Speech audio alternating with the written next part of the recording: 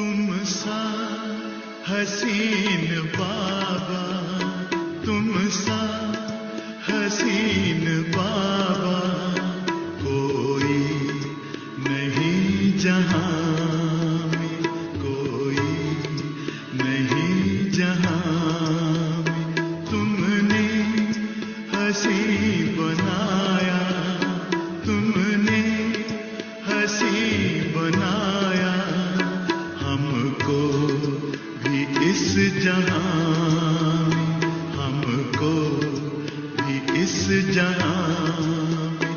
तुम सा हसीन बाबा कोई नहीं जहां में, कोई नहीं जहां में।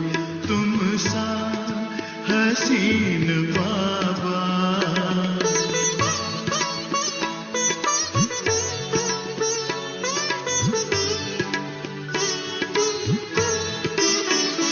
सूरज या चांद किससे, सूरज या चांद किससे तुलना करूं तुम्हारी, तुलना करूं तुम्हारी।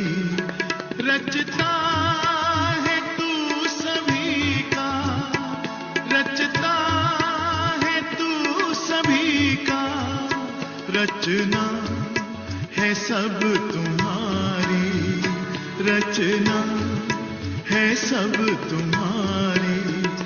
तू है जहां से न्यारा, तू है जहां से न्यारा। उपमा नहीं जहां में, उपमा नहीं जहां में। तुम सा हसीन बाबा।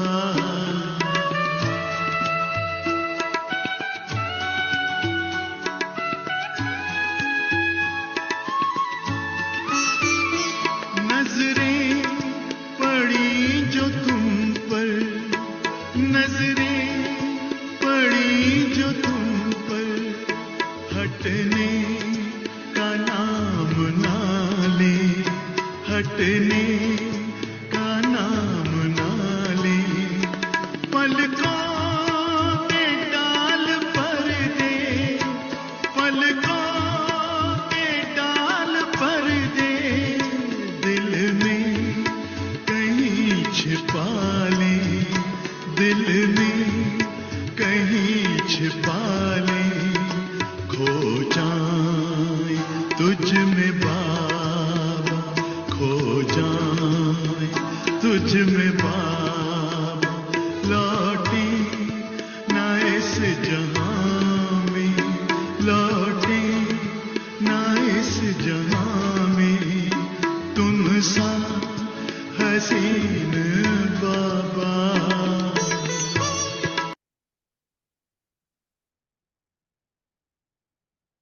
ओम शांति। एवर हसीन, एवर प्योर, हम सबके प्राणेश्वर, जिसे सत्यम शिवम सुंदरम कहकर सारा जग याद करता है। सचमुच उस परम आत्मा की परम सुंदरता क्या है, न सिर्फ रूप में लेकिन गुणों में, और उससे भी बढ़कर हम सबके प्रति अपना प्यार लुटाने में बाबा की तुलना कोई भी नहीं कर सकता। ऐसे प्यारे बाबा के संग में रहते, उनकी परम पालना में पलते, हम सभी बच्चे बाबा से प्रतिदिन नित नई शिक्षाएं, नई प्रेरणाएं और अपनी मंजिल की तरफ आगे बढ़ने के लिए नई नई युक्तियां प्राप्त करते हैं। इससे पहले जो हम 18 अप्रैल 1982 की मुरली सुन रहे थे, जिसमें बाबा ने विशेष ब्राह्मण कुल की लोकलाज के बारे में बहुत विस्तार से और दिट तरीके से हमें कुछ कर्मों की गति समझाई, और साथ में ही फिर दिल तख्त नशीन बनने का ऑफर करते हुए जो एक और मुरली बाबा की चली, इन दोनों ही मुख्य मुरलियों को हमने लिया, लेकिन दोनों ही मुरलियों में आगे जो बाबा की पार्टियों के साथ मुलाकात है, उन दोनों को आज हम लेंगे। विशेष रूप से इन दोनों ही मुरलियों में अलग अलग ग्रुप्स के साथ मुलाकात करते हुए भी बाबा ने बहुत प्यारी शक्तिशाली प्रेरणाएं हमें दी हैं। तो जो मुरली सुनने की विधि है, बाबा को अपने सम्मुख देखते हुए पूरे एकाग्र चित्त होकर, गॉडली स्टूडेंट बनकर हम बाबा की ये महावाक्य सुनेंगे। एक एक शब्द बाबा मेरे प्रति उच्चारण कर रहे हैं और मुझे इसका स्वरूप बनकर दिखाना है। इस लक्ष्य के साथ पहले 18 अप्रैल की मुरली का जो पर्सनल मुलाकात है, उसमें पहला ग्रुप जिसका सार है कर्म बंधन से मुक्त स्थिति का अनुभव करने के लिए कर्म योगी बनो। आत्मा शरीर में है, कई तरह के कर्म उसे करने हैं, लेकिन वो कर्म हमारे लिए बंधन न बन जाए। लेकिन जैसे बाबा न्यारा और प्यारा है, किसी कर्म के या कर्म के फल के प्रभाव में बाबा नहीं आते हैं। ऐसी कर्मातीत स्थिति को प्राप्त करने के लिए पहले होना चाहिए कर्म योगी स्थिति, जिसको बाबा ने क्लियर किया है। बाबा कहते सदा हर कर्म करते, कर्म के बंधनों से न्यारे और बाबा के प्यारे। ऐसी न्यारी और प्यारी आत्माएं अपने को अनुभव करते हो। कर्म करते, कर्म के बंधनों से न्यारे, बाबा के प्यारे, ऐसे अपने को अनुभव होता है। कर्म योगी बन कर्म करने वाले कभी भी कर्म के बंधन में नहीं आते। कर्म का बंधन क्या होता है? मान लो कोई काम मुझे करना है, बहुत अलग अलग रूप है बंधन के, समझेंगे बाबा की बात को। बंधन किसे कहा जाता है कि वो कर्म करना मुझे मजबूरी लगता है, बोझ लगता है, वो कर्म करते हुए मुझे टेंशन होती है, या वो कर्म, कई ऐसे होते हैं ना जो हर किसी को वो काम, उस सेवा का चांस नहीं मिलता, तो वो कर्म करते हुए मुझे अभिमान आता है, किसी भी तरह की निगेटिव फीलिंग है, दे अभिमान के वश होकर कर्म जब हम करते हैं, वो चाहे टेंशन हो, चिंता हो, करतेपन का भाव, मैंपन हो उसमें कि मैं ही कर सकता हूँ, मैं ही कर सकती हूँ, या मजबूरी का भाव हो, करना पड़ता है, चलना पड़ता है, ये तो करना ही पड़ेगा, बेमन से कर रहे हैं उसको, ये सारे कर्म के बंधन है। और वो बंधन अनुभव न होकर हर कर्म योग में रहकर हम करें, तो कर्म भी हमारे लिए खेल मनोरंजन बन जाएगा। तो वो कर्म योगी की स्थिति बाबा हमारी देखना चाहते कि कर्म योगी होंगे तो कर्म के प्रभाव में, कर्म के बंधन में नहीं बंधेंगे, वे सदा बंधन मुक्त योग युक्त रहेंगे। कर्म योगी कभी भी अच्छे व बुरे कर्म करने वाले व्यक्ति के प्रभाव में भी नहीं आते। एक होता है जो कर्म मैं कर रही हूं उसके प्रभाव में आना, एक होता है कि दूसरा व्यक्ति जैसा कर्म कर रहा है उसके प्रभाव में आना। जैसे हम संग का रंग कहते हैं कि वो बुरा कर्म करने वाला था, मैं उसके साथ रही तो मेरे ऊपर भी वो रंग चढ़ गया, इसको भी प्रभाव कहते हैं। और कई बार रंग वैसे नहीं चढ़ता कि बुरे के साथ हम बुरे उस तरीके से नहीं होते, लेकिन उसके प्रति जो हमारी भावनाएं बदल जाती हैं, हमारा भाव, हमारा उसके प्रति जो ओपिनियन है कि ये तो बंदा है ही ऐसा, क्योंकि वो ऐसा कर्म करता है, तो ये भी एक तरह से प्रभाव है। या किसी की अच्छाई पर हम बहुत प्रभावित हो गए, कोई भी विशेषता किसी भी आत्मा में है, वो बाबा ने उसको दी, और उस विशेषता को वो सेवा में लगा रही है, तो वो अपना भाग्य बना रही। उस विशेषता को अगर मैं सीखना चाहती हूँ, बाबा की कोई मना नहीं है, गुणचोर तो बनने के लिए बाबा की परमिशन है, लेकिन किसी के गुण के कारण मैं उसके ही प्रभाव में इतनी आ जाऊं जो बाबा भी भूल जाए, ये भी नहीं। ठीक है, तो एक तो होता है अपने कर्म के प्रभाव से मुक्त, दूसरा किसी दूसरे व्यक्ति के अच्छे व बुरे कर्म के प्रभाव से भी मुक्त। ऐसा नहीं कि कोई अच्छा कर्म करने वाला कनेक्शन में आए तो उसकी खुशी में आ जाओ, ये तो बड़ी सहयोगी आत्मा हमें मिल गई, जिसे उछलने लग जाते हैं। और ऐसा भी नहीं कि अच्छा कर्म न करने वाला संबंध में आए तो गुस्से में आ जाओ। ठीक है, चाहे वो परिवार में भी होता है और अपने अलौकिक संगठन में भी ये बातें होती। मेरे मनचाहा मेरे अनुकूल काम करने वाला अगर ऐसा कोई साथी, मददगार, सेवा साथी मिल जाए, या परिवार का ऐसा मेंबर हो, बिल्कुल हमारे कहे अनुसार चल रहा है, फिर तो हम बड़े प्रभाव में आ जाए।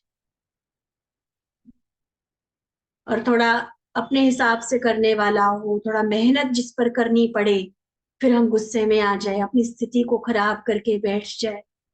नहीं, दोनों से।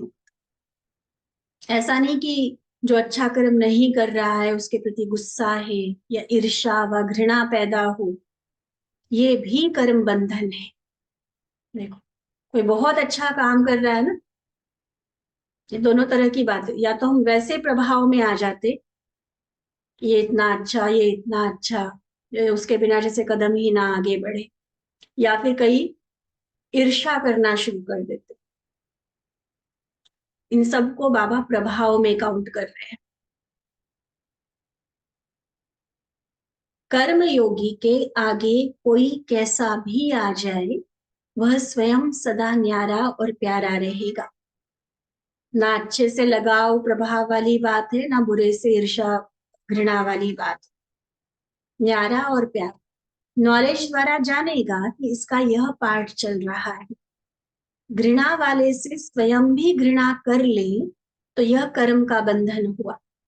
वो आत्मा ऑलरेडी मान लो अपने किसी संस्कार के वश होकर गलत कर्म कर रही है, और मैं फिर उसके लिए घृणा पैदा करके बैठ जाऊं, देखो कितना गलत काम किया इसने, तो ये भी मेरे लिए कर्म का बंधन बन गया। बहुत सूक्ष्म होती है ये गति, कि कहाँ कहाँ हमारा कैसे कर्मों का हिसाब किताब हमारे जाने अनजाने बन जाता है। किसी के लिए सोचना कि ये ऐसा है, और उस हिसाब से उसके लिए एक जो पर्टिकुलर भावना जो हमारे अंदर क्रिएट होती है। नॉलेज के आधार पर तो समझ में आएगा ना कौन सही कौन गलत, लेकिन नॉलेज के आगे वो भावना हमारी वैसी बन जाती, चाहे वो ईर्ष्या की या उसी के ऊपर लट्टू होने की, या फिर घृणा की या गुस्से की, ये सारे बंधन है। तो ये कर्म का बंधन हो जाता है। ऐसे कर्म के बंधन में आने वाला एक रस नहीं रह सकता। कभी किसी में रस होगा तो कभी किसी में रस होगा। इसलिए अच्छे को अच्छा समझकर साक्षी होकर देखो। एक परफेक्ट युक्ति बाबा बता रहे हैं। अच्छा है, ठीक है, अच्छे को अच्छा समझो, साक्षी हो जाओ, उसके प्रभाव में नहीं। और बुरे को भी रहमदिल बनकर रहम की निगाह से परिवर्तन करने की शुभ भावना से साक्षी होकर दे। इसको कहा जाता है कर्म बंधन से न्यारे। दोबारा सुनो बाबा का महावाक्य। अच्छे को अच्छा समझकर साक्षी होकर देखो, और बुरे को रहमदिल बन रहम की निगाह से परिवर्तन करने की शुभ भावना से साक्षी होकर दे। ऐसा नहीं कि कई बार क्या होता है, न्यारे बनने का अर्थ हम क्या लेते, बुरा है ना, छोड़ दो उसको, अपने कर्मों पर बाबा देख लेगा, जो उसके तकदीर में होगा हो जाएगा। हम इस तरह से भी कईयों से न्यारे बन जाते हैं। लेकिन नहीं, बाबा ने न्यारे बनने के लिए भी कितनी अच्छी बात कही, कि रहम दिल शुभ भावना ये कहीं भी हमारा खत्म नहीं होना चाहिए। ठीक है, गुस्सा नहीं करना, घृणा नहीं करना, वो तो निगेटिव को कट किया ना, लेकिन मैंने उसके लिए पॉजिटिव क्या दी। सिर्फ जीरो पे नहीं रुको ना, न्यूट्रल नहीं हो जाओ। न्यूट्रल होने को न्यारा नहीं कह रहे बाबा। हमारा पलड़ा हमेशा पॉजिटिविटी का भारी होना चाहिए, कि कितनी भी बुरी आत्मा है लेकिन उसके लिए भी रहम, इसका भी भला हो, इसको भी बाबा का परिचय मिले, इसके भी इस संस्कार में सुधार हो जाए, बाबा के और नजदीक आ जाए इतना इसमें बंधन नहीं बनेगा, क्योंकि ये बाबा की दी हुई श्रीमत और आत्मिक नाते के आधार।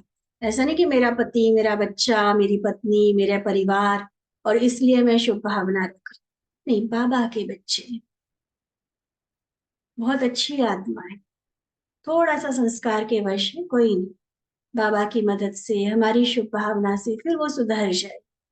इस तरह से जब भावना रखकर फिर न्यारा कर लो अपने आप, इसको कहा जाता है कर्म बंधन से न्यारा।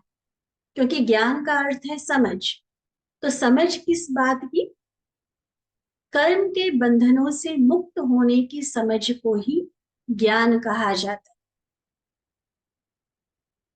पावरफुल पॉइंट आज की मुरली का। ज्ञान किसे कहेंगे? मुझे कोर्स कराना आ गया, मुरली सुनाना आ गया, भाषण करना आ गया, सिर्फ ये ज्ञान नहीं, सूक्ष्म से सूक्ष्म मेरा कर्मों का हिसाब किस तरह से बनता है और उस हिसाब से मैं खुद को मुक्त न्यारा कैसे रहूं, इसकी समझ को ज्ञान कहा जाता है। कर्म के बंधनों से मुक्त होने की समझ को ही ज्ञान कहा जाता है। ज्ञानी कभी भी बंधनों के वश नहीं होंगे, सदा न्यारी। ऐसे नहीं कभी न्यारे बन जाओ और कभी थोड़ा सा सेक में आ जाओ। बाबा कहते सदा विकर्माजीत बनने का लक्ष्य रखो, कर्म बंधन जीत बनना है। यह बहुत काल का अभ्यास, बहुत काल की प्रारब्ध के निमित्त बनाएगा। बहुत काल, ये नहीं लास्ट में जाकर बाबा जो कहता है वैसे बन जाएगी, अभी तो थोड़ा बहुत तो प्रभाव पड़ेगा ना बहन जी। समझाने वाले को ही हम समझाना शुरू कर देते, इतना कौन सा हम अभी संपूर्ण बने हैं। वो तो बाबा को भी पता है, वो निमित्त बहनों को भी पता है संपूर्ण नहीं बने हैं, लेकिन लक्ष्य तो है ना संपूर्णता का। और बाबा ने ये जो बहुत काल वाली बात कही हुई है कि अंत में जाकर बनेंगे तो क्या फायदा उसका, संगम युग की जीवन मुक्ति का अनुभव भी तो बहुत समय का होना चाहिए। तो कर्म बंधन जीत बनना, ये बहुत काल का अभ्यास, बहुत काल की प्रारब्ध के निमित्त बनाएगा। और अभी भी बहुत विचित्र अनुभव करेंगे। चलो प्रारब्ध तो भविष्य की बात है ना, वर्तमान में भी बहुत विचित्र सुंदर अनुभव होंगे। तो सदा के न्यारे और सदा के प्यारे बन, यही बाप समान कर्म बंधन से मुक्त स्थिति है। तो इस समय बाबा के सामने कुछ मुख्य बड़ी बहनें बैठी थी, पुरानी बहनें। तो उनको देखकर बाबा बोले इस ग्रुप को कौन सा ग्रुप कहेंगे? पहले शुरू में तो अपने अपने नाम रहे, अभी कौन सा नाम देंगे? सदा बाबा के संग में रहने वाले, सदा बाबा के राइट हैंड, ऐसा ग्रुप हो ना। बाप दादा भी भुजाओं के बिना इतनी बड़ी स्थापना का कार्य कैसे कर सकते? तो इसीलिए स्थापना के कार्य की विशेष भुजाएं हो, विशेष भुजा राइट हैंड की होती है। बाप दादा सदैव आदि रत्नों को रियल गोल्ड कहते हैं। सभी आदि रत्न विश्व की स्टेज पर विशेष पार्ट बजा रहे हैं। बाप दादा भी हर विशेष आत्मा का विशेष पार्ट देख हर्षित होते हैं। पार्ट तो सबका वैरायटी होगा ना, एक जैसा तो नहीं हो सकता, लेकिन इतना जरूर है कि आदि रत्नों का विशेष ड्रामा अनुसार विशेष पार्ट।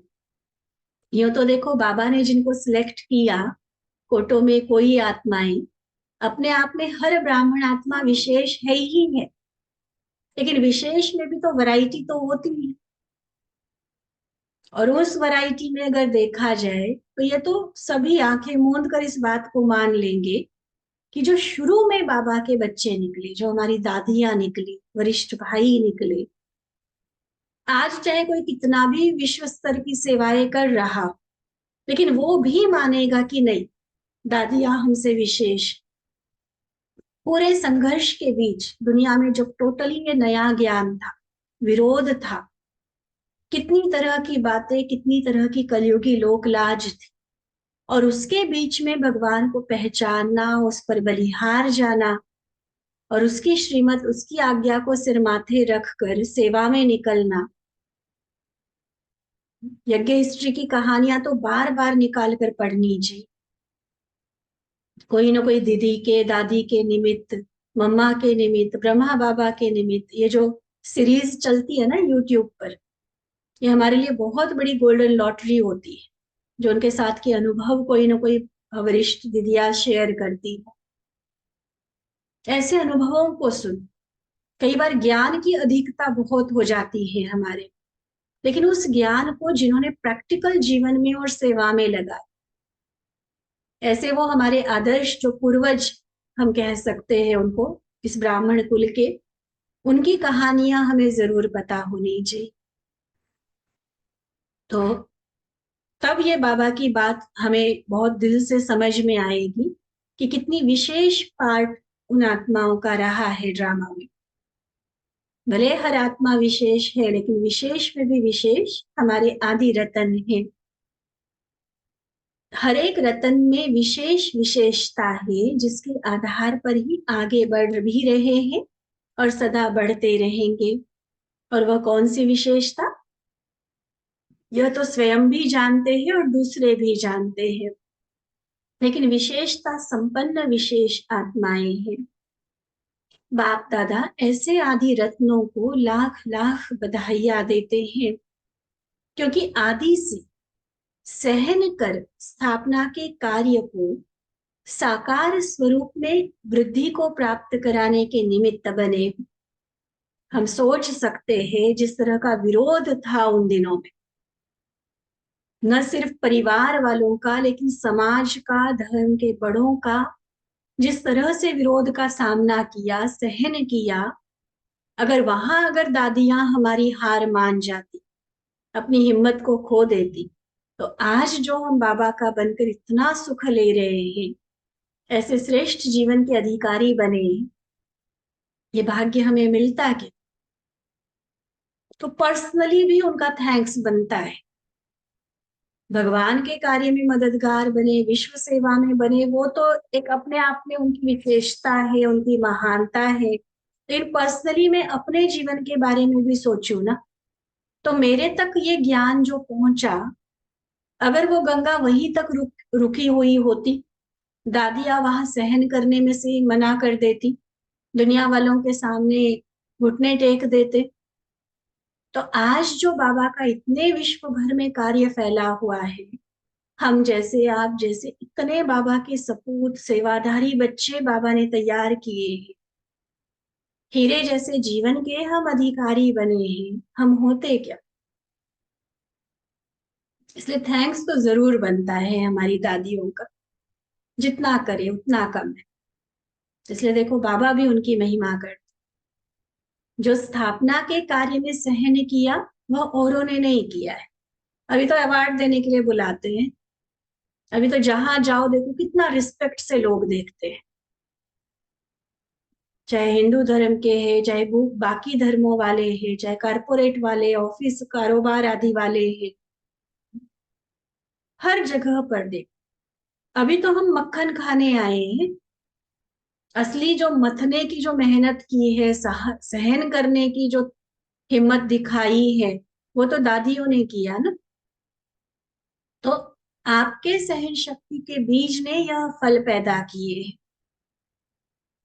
तो बाप दादा आदि मध्य अंत को देखते हैं कि हरेक ने क्या क्या सहन किया है और कैसे अपना शक्ति रूप दिखाया है, और सहन भी खेल खेल में किया, यानी रो रो के, मजबूर होके नहीं। अभी ना आत्माओं में बहुत ताकत कम हुई है, एक तो सहन होता भी नहीं है।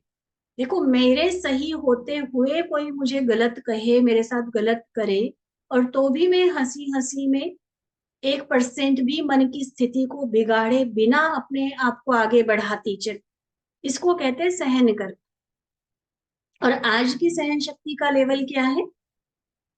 गलत को भी हम गलत नहीं कह सकते, थोड़ा कहीं शिक्षा दो, सावधानी दो, गुब्बारे की हवा निकल जाती। बड़ा सोच समझकर किसी को शिक्षा भी देनी पड़ती, और फिर भी वो कहेंगे कि देखो हमने कितना सहन किया। अपनी गलती को मान लो किसी से सुनकर मैंने सुधार लिया, उसको भी हम सहन शक्ति का नाम देते हैं। तो सहन शक्ति की परिभाषा भी बहुत गहरी है।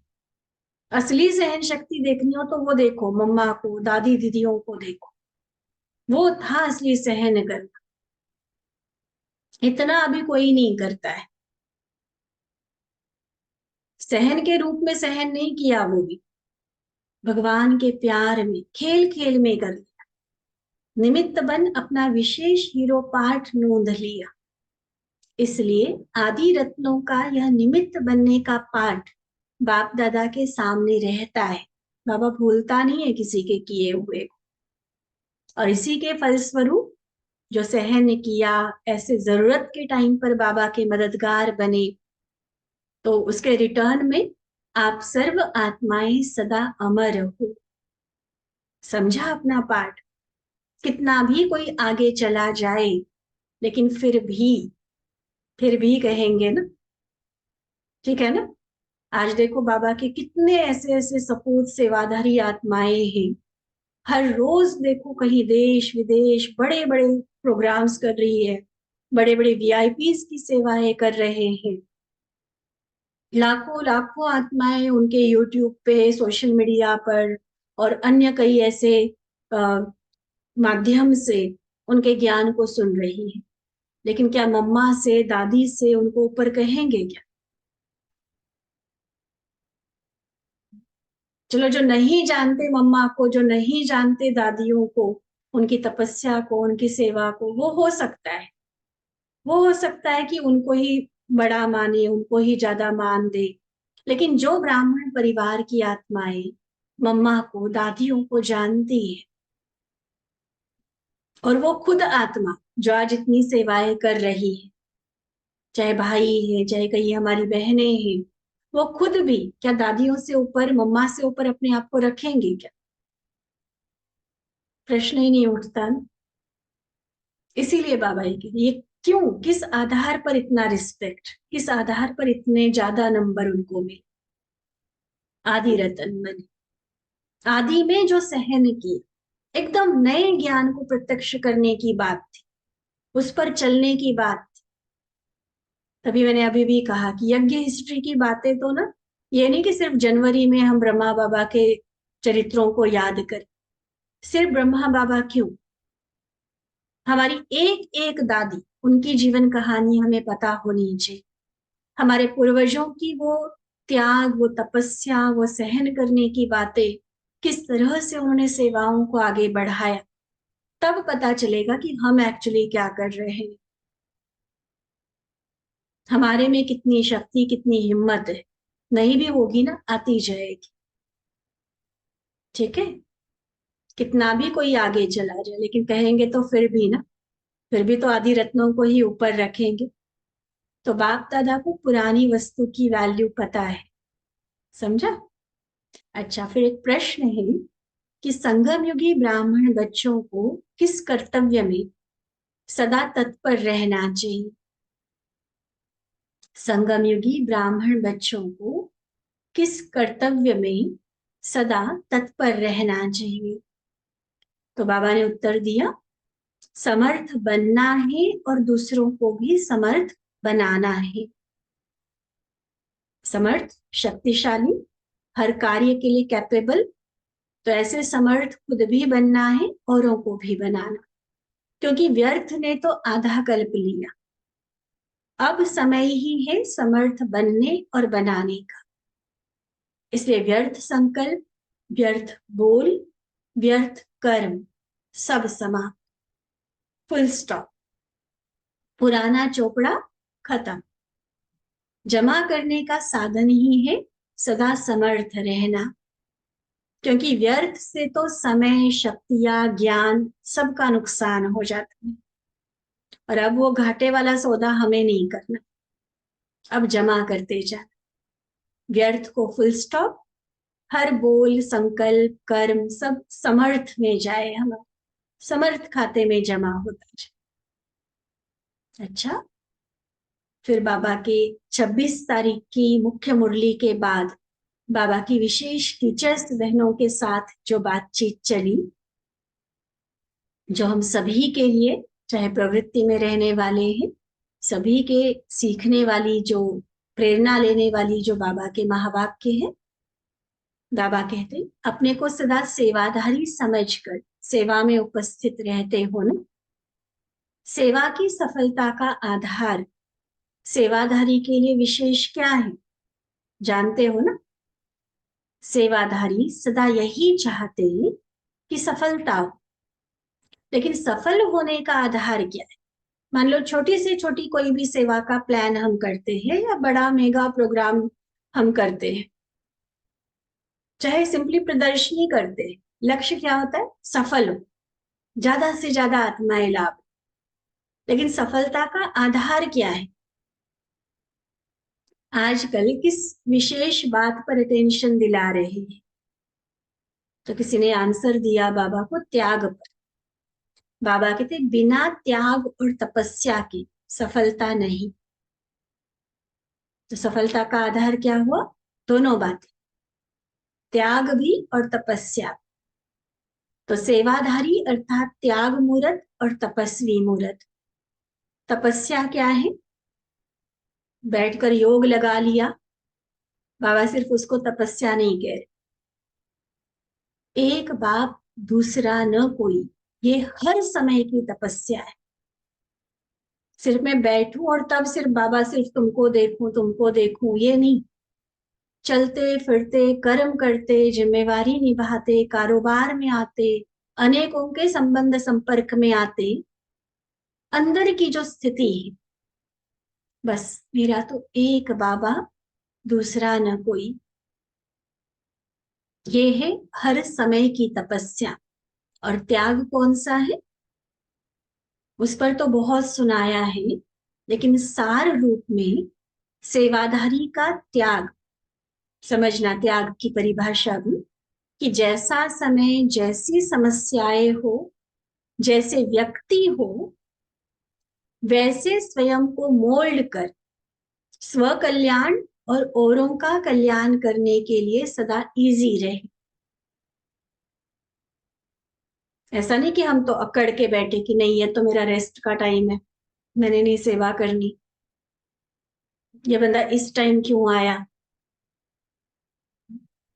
नहीं, जैसा समय, जैसी समस्याएं और जैसा व्यक्ति, वैसा स्वयं को मोल्ड कर अपने और औरों के कल्याण में लगे रहना, उसमें इजी रहना। इजी का मतलब होता है सरल, जैसा चाहे वैसा, फ्लेक्सिबल रहे, धारणाओं में नहीं, अपने उसूलों में, मर्यादाओं में फ्लेक्सिबल रहने की बात नहीं है। प्रैक्टिकल व्यवहार में आते हुए कई बार अपने सुख साधन, अपनी सेल्वेशन को छोड़ना, उसमें हमें फ्लेक्सिबल रहना। ठीक है, नॉर्मली एक दिनचर्या बाबा ने सेट की हुई है, परिवार में या सेंटर पर रहते तो कुछ टाइम टेबल हमारा सेट होता है, इतने बजे खाना है, इतने बजे रेस्ट करना है, इतने बजे अपना सेल्फ स्टडी करना है, योग करना है, होता है ना अपना अपना टाइम टेबल सेट।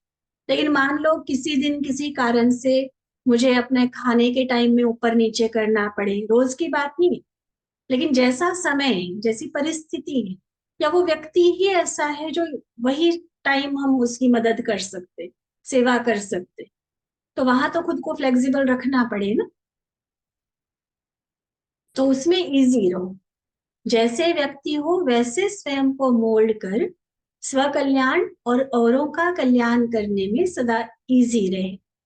जैसी परिस्थिति हो, अर्थात कहाँ अपने नाम का त्याग करना पड़े, कहाँ संस्कारों का, कहाँ व्यर्थ संकल्पों का, कहाँ स्थूल अल्पकाल के साधनों का, तो उस समय और परिस्थिति अनुसार अपनी श्रेष्ठ स्थिति बना सकते। मान लो नॉर्मली तो एक आत्मा है जो हर चीज को हैंडल कर रही है और बड़ा इफेक्टिवली कर रही है, लेकिन वो सारा कार्य पूरा होने के बाद, क्योंकि हमसे बड़े भी बैठे हैं, तो अपने नाम का त्याग करके भी हम बड़ों को आगे करें। नहीं, बड़े दीदी बैठे, बड़े भाई बैठे हैं, उनकी डायरेक्शन में सारा काम। इससे क्या होगा? अपनी निरहंकारी स्थिति भी बनी रहेगी। ठीक है, बाबा के दिल में नाम ऊंचा, और जिसको मान देकर हमने आगे किया उसकी भी तो दिल की दुआएं मिलेगी ना। हो सकता है चाहे वो भी ना चाह रहे, लेकिन हमने समय को देख के, व्यक्ति को देखते, अपने नाम का, अपने संस्कारों का, अपनी मान शान का त्याग कर, तो ये बातें हमें आगे बढ़ाती। कहीं व्यर्थ संकल्पों का त्याग करना पड़ेगा, कहीं स्थूल जो साधन सेल्वेशन मिलता है हमें। घर में भी होता है ना, ऐसे गेस्ट आते हैं, मान लो उनकी फिजिकल कंडीशन कुछ ऐसी है तो हमें अपना कमरा भी खाली करके देना पड़ता है कि चलो कोई नहीं, आज हम सोफे पर सो जाएंगे। करते हैं ना घर में। तो ये बात बाबा समझा रहे। स्थूल अल्पकाल के साधन भी कई बार छोड़ने पड़ते हैं, तो उस परिस्थिति अनुसार, समय अनुसार अपनी श्रेष्ठ स्थिति बना सके। कैसा भी त्याग उसके लिए करना पड़े तो कर ले, अपने को मोल्ड कर ले। इसको कहा जाता है त्याग मूर्त। किसी भी तरह की सेवा में सफलता तभी मिलती है। हम कहे कि मैं जैसी हूं वैसी ही रहूंगी, वैसी ही चलूंगी, वैसी ही खाऊंगी, उसी टाइम ये वाला काम करूंगी, तो ऐसा नहीं चलता। कई चीजों में अपने आप को एडजस्ट करना पड़ता है। तो ऐसे त्याग मूर्त होकर चल। त्याग, तपस्या और फिर सेवा। त्याग और तपस्या ही सेवा की सफलता का आधार है। तो ऐसे त्यागी जो त्याग का भी अभिमान न आए कि मैंने त्याग किया। अब इसके पहले एक मुरली चली थी ना, सर्वस्व त्यागी वाली। एक त्यागी, एक महात्यागी, एक सर्वस्व त्यागी। तो ये जो बाबा ने निशानी बताई है सर्वस्व त्यागी, कि मान लो मैंने त्याग तो किया और 10 बार उसका गुणगान करूं कि मैंने इतना त्याग किया, देखो उसके लिए मैंने एडजस्ट किया, उसके लिए मैंने उसको आगे करके खुद को पीछे किया। तो अगर त्याग का भी अभिमान आया तो उस त्याग के नंबर नहीं बनते। तो त्याग का भी अभिमान नहीं, अगर ये संकल्प भी आता है ना कि मैंने त्याग किया, तो बाबा कह रहे ये त्याग नहीं हुआ। सेवाधारी अर्थात बड़ों के डायरेक्शन को फौरन अमल में लाने वाले। लोक संग्रह अर्थ कोई डायरेक्शन मिलता है तो भी सिद्ध नहीं करना चाहिए कि मैं राइट हूं। भल राइट हो सकता है आप बाबा की मुरली ज्ञान की थ्योरी के हिसाब से राइट बोल रहे हो, लेकिन कई बार समय परिस्थिति को देखकर बड़े कई बार कुछ ऐसे डायरेक्शंस देते हैं जो मन तुरंत स्वीकार नहीं कर पाता। तो बाबा क्या समझा रहे? क्या करो फिर? बहस करने लग जाओ कि नहीं नहीं बाबा ने तो ऐसे कहा नहीं है करके। नहीं, उस टाइम बड़े निमित्त है ना, तो निमित्त ने अगर कोई डायरेक्शन दिया तो उसमें हाँ जी करके चलने वाले। क्योंकि भले हो सकता है आप राइट हो, लेकिन आप तो एक एंगल से देख रहे हो ना। लेकिन लोक संग्रह निमित्त आत्माओं का अगर कोई डायरेक्शन मिलता है तो सदा जी हाँ, जी हाजिर करना, यही सेवाधारी की विशेषता है। ये झुकना नहीं है, नीचे नहीं होना है, लेकिन फिर भी ऊंचा जाना है। कभी कभी कोई समझते हैं कि अगर मैंने किया तो मैं नीचे हो जाऊंगी, मेरा नाम कम हो जाएगा, मेरी पर्सनालिटी कम हो जाएगी, लेकिन ऐसा नहीं है। ये हमारी सोच है। रियलिटी क्या है? सच में कर्मों का क्या हिसाब बनता है? बाबा समझा रहे कि जब मैंने निमित्त बड़ों के द्वारा जो डायरेक्शन मिला उसको मान लिया, समझ लिया, हाँ जी करके उस अनुसार कर लिया, तो मानना अर्थात माननीय बनना। बड़ों को मान देना अर्थात स्वमान लेना। तो ऐसे सेवाधारी हो जो अपने मान शान का भी त्याग कर दो। अल्पकाल का मान शान क्या करेंगे? क्या करेंगे? आज दिया मान कर फिर नहीं देने वाला भी होगा कोई। तो आज्ञाकारी बनना ये है सदा काल का मान और शान। तो अविनाशी लेना है या अभी अभी का लेना है? बताओ कौन सा चाहिए? बस अभी मिल जाए, बाद का किसने देखा, ऐसी भी सोच कईयों की होती। लेकिन वास्तविक ज्ञानी की सोच क्या होगी कि भाई अभी का टेम्पररी वाला लंगड़ा मान तो हमें चाहिए नहीं, दूसरों को दे दो, उनको आगे कर, बड़ों को आगे कर, अपने को छोटा मान के चलो, सेफ रहेंगे और आगे सदा काल के मान शान को भी पालेंगे। तो सेवाधारी अर्थात इन सब बातों के त्याग में सदा एवर रेडी। बड़ों ने कहा और हमने किया। ऐसे विशेष सेवाधारी सर्व के और बाबा के प्रिय होते हैं। झुकना अर्थात सफलता व फलदायक बनना। एग्जाम्पल देते हैं ना, फलों से भरा फलों से लदा हुआ पेड़ हमेशा झुका हुआ रहता है, जिसको फल नहीं होते उसकी डालियां नहीं झुकती। तो हमारा झुकना ये सिद्ध कर रहा है कि हमारे अंदर वो गुणों रूपी फल भी है और हम जिस सेवा में लगे हुए वो भी सफल हुई पड़ी। ठीक है। तो झुकना बहुत सुंदर संस्कार, एक मैनर्स बाबा हमें सिखा रहे हैं कि ये झुकना छोटा बनना नहीं है, लेकिन सफलता के फल संपन्न बनना है। उस समय कई बार ऐसे लगता है कि मेरा नाम नीचे जा रहा है, वो बड़ा बन गया, मैं छोटी बन गई, मेरे को नीचे किया गया, उसको ऊपर किया गया। लेकिन होता सेकंड का खेल है। सेकंड में हार हो जाती, सेकंड में जीत हो जाती। मन की स्थिति मेरी ऊपर रही या नीचे रही, पद पोजीशन की नाम शान की बात नहीं है। स्थिति ऊपर है तो मैं ऊपर हूं, और मान लो सीट तो मुझे बहुत अच्छी मिल गई, पद तो बहुत अच्छा मिल गया और स्थिति किसी काम की नहीं है, तो ऐसे को ऊंचा कौन मानेगा? तो अविनाशी जो कमाई है, अविनाशी जो पद और प्राप्ति है, उसको हम ध्यान में रखें। देखो सेकंड की बात है ना, सेकंड की हार सदा की हार जो चंद्रवंशी कमानधारी बना देती, और सेकंड की जीत सदा की खुशी प्राप्त कराती। तो खुशी की निशानी श्री कृष्ण को मुरली बजाते हुए दिखाए। तो कहा चंद्रवंशी कमानधारी और कहा मुरली बजाने वाली, है बात सेकंड की।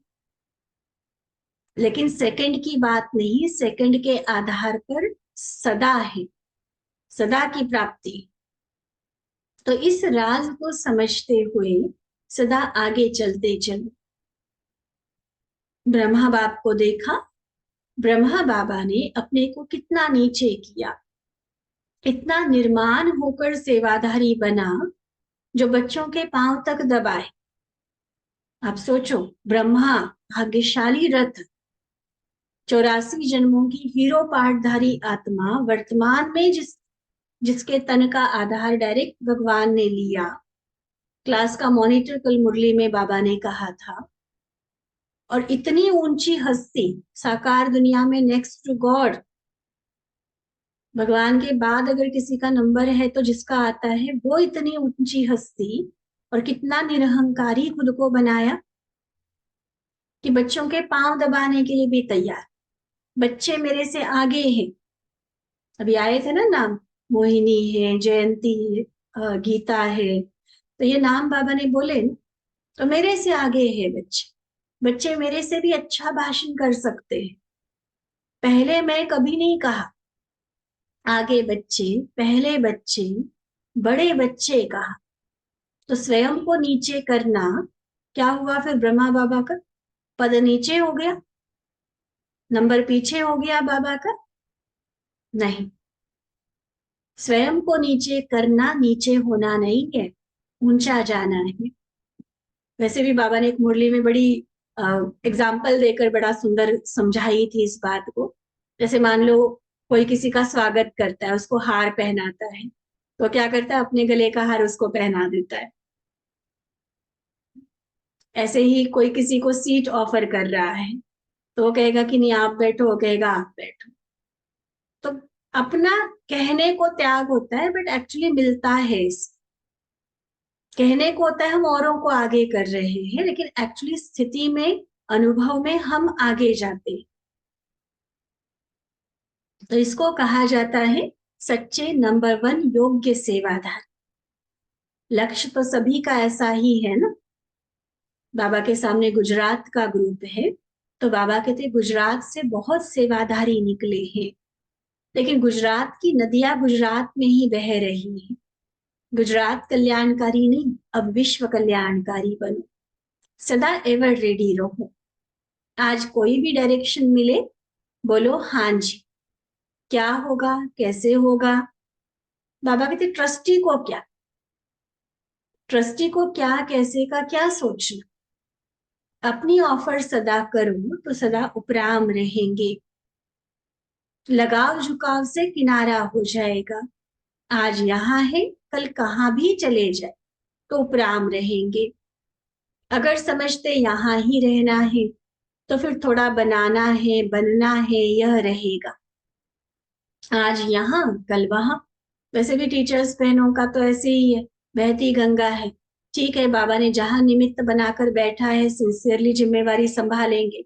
कल बड़ों के डायरेक्शंस आ जाए कि आपको इस सेंटर पे नहीं दूसरे सेंटर पे जाना है, तो उड़ता पंछी बन चले जाएंगे। कोई किसी की हमने पर्सनल प्रॉपर्टी तो बनाई नहीं होती है।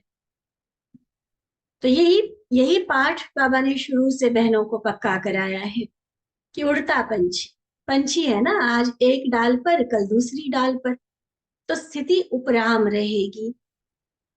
तो मन की स्थिति सदा उपराम चाहिए, चाहे कहाँ 20 वर्ष भी रहो, लेकिन स्वयं सदा एवर रेडी।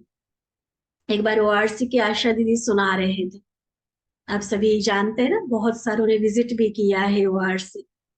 तो दीदी टीचर्स बहनों के बीच में एक बार सुना रहे थे। अब सोचिए, बिल्कुल जीरो से लेकर खड़ा किया ओआरसी, जिस तरह से पूरा मैनेजमेंट बनाई, वहां पूरी व्यवस्था की, जिस तरह से सेवाधारियों को, बहनों को ट्रेनिंग दी, सेवाओं की वृद्धि की, तो किसी में भी एक आम तौर पर अपनापन, मेरेपन का भाव जाग सकता। दीदी बता रहे थे कि मुझे अगर आज दादी कहती हैं, बड़े कहते हैं, मैनेजमेंट कमेटी से ये आता है कि तुम्हें ओआरसी छोड़कर किसी छोटे सेंटर पर जाकर बैठना है या मधुबन में आकर रहना है, मैं आज की आज तैयार। सोचो, इतना बड़ा विस्तार करने के बावजूद भी उसमें अटकी हुई बुद्धि नहीं। इसीलिए कहा एक ब्रह्मा बाबा नहीं, ब्रह्मा बाबा ने अपने जैसे कईयों को आगे तैयार किया, मम्मा ने अपने जैसा कईयों को तैयार किया, बड़ी दादी दे कितने सारे लीडर्स अपने जैसे तैयार किए। लेकिन उन अपने पूर्वजों की कहानियां हमें पता होनी चाहिए, तब पता चलता है असली त्याग उनका क्या रहा, कैसी तपस्या रही, कितना सहन किया उन्होंने। हमें थोड़ा कोई रास्ते चलते कमेंट करता है या परिवार में कोई बोल देता है, हम वही मेल्ट हो जाते हैं, पिघल जाते हैं। कोई बात नहीं, कोई बात नहीं, उसको खुश करने में लग जाते। यही तो लोकलाज की बात बाबा ने समझाई थी ना। तो नहीं, अपने आप को, अपने दृढ़ संकल्प को, लक्ष्य को ध्यान पे रखते हुए कहीं भी रहो। जो बात बाबा ने अभी लास्ट में कही कि स्वयं सदा एवर रेडी। स्वयं नहीं सोचो कि कैसे होगा, इसको कहा जाता है महात्यागी। ठीक है, त्यागी समझाया था बाबा ने, आज महात्यागी को फिर क्लियर किया। आगे एक मुरली है बाबा की, उसमें बाबा सर्वस्व त्यागी के बारे में बताएंगे। नेक्स्ट मुरली वही है बाबा की। तो इन बातों को सुनते समझते कहीं भी दिल शिकस्त वाला भाव नहीं आ जाए, क्योंकि कई बार ना मुरली हमें आईना दिखाने का जब काम करती है, तो ऐसे लगता है कि पता नहीं, हम तो बहुत पीछे हैं, हमारे तो नंबर बहुत कम है, इतनी सारी बातों में हम तो फेल है एक तरह से। तो इस बात को सोचकर अपने आप को निराश करने वाली बात नहीं होनी चाहिए। बाबा की सावधानियां हमें दिल शिकस्त करने के लिए नहीं है, हमारे अलबेलेपन को खत्म करने के लिए है। बाकी तो फिर जैसे भी जो भी यथाशक्ति पुरुषार्थ कर रहे हैं, बाबा का प्यार तो मिल ही रहा है ना।